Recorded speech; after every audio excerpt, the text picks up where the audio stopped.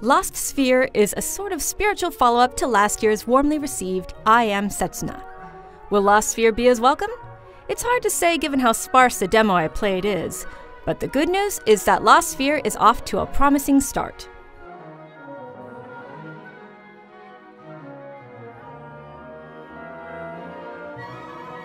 Let's start with the visuals.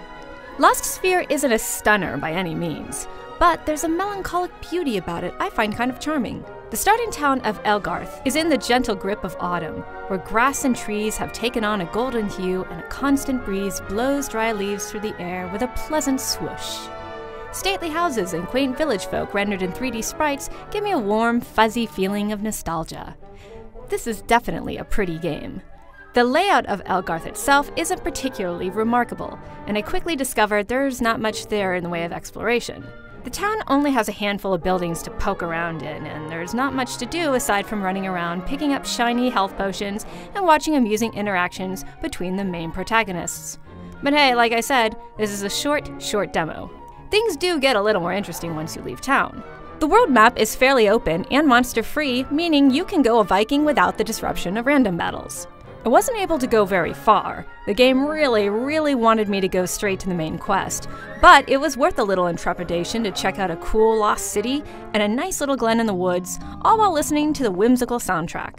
Also, by going off the beaten path, I came across food that can be turned into stat-boosting meals back in town and health potions I could use in battle.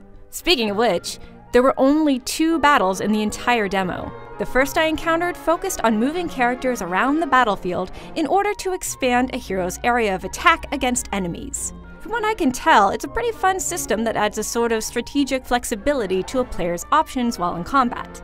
The next battle introduced me to the Setsuna system, a feature where properly timed attacks dole out extra damage once a special gauge is filled.